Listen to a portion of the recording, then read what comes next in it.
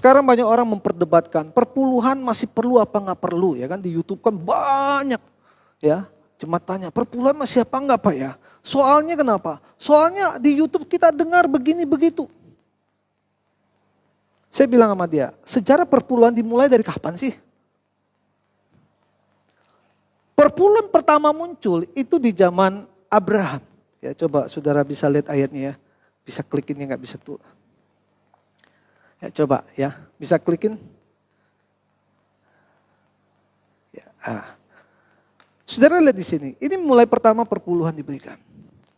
Melkisedek, Raja Salem membawa roti dan anggur, ia seorang imam Allah yang maha tinggi. Lalu ia memberkati Abram dan katanya, diberkatilah kiranya Abram oleh Allah yang maha tinggi, pencipta langit dan bumi. Dan terpujilah Allah yang maha tinggi yang telah menyerahkan musuhnya kepada tangan. Lalu Abram memberikan kepadanya 1/10 dari semuanya. Ada enggak kata kalimat Tuhan menyuruh Abraham memberikan 1/10 kepada Melkisedek itu? Ada enggak? Enggak ada. Jadi perpuluhan pertama muncul dari ide Abraham.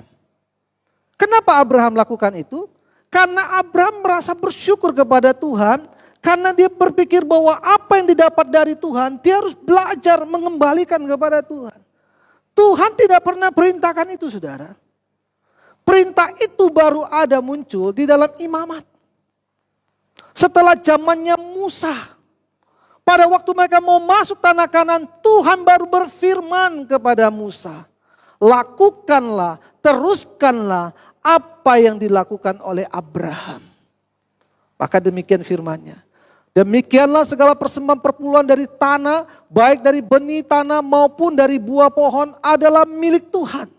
Itulah persembahan yang kudus bagi Tuhan ya. Persembahan perpuluhan baru ada. Perintah Tuhan kepada Musa. Maka orang bertanya kepada saya, perlu apa enggak perlu? Sebenarnya kalau kamu mengasihi Tuhan tidak perlu tanya perlu apa enggak perlu. Abraham tidak tanya Tuhan, dia memberi. Dan Tuhan melihat sebagai sebuah perkenanan kepada Tuhan. Maka Tuhan berkati Abraham luar biasa. Semua bangsa-bangsa lahir pada zaman Abraham sudah enggak ada. Tapi Israel sampai hari ini dipelihara oleh Tuhan. Apakah karena Israel baik? Enggak. Karena janji Tuhan kepada Abraham.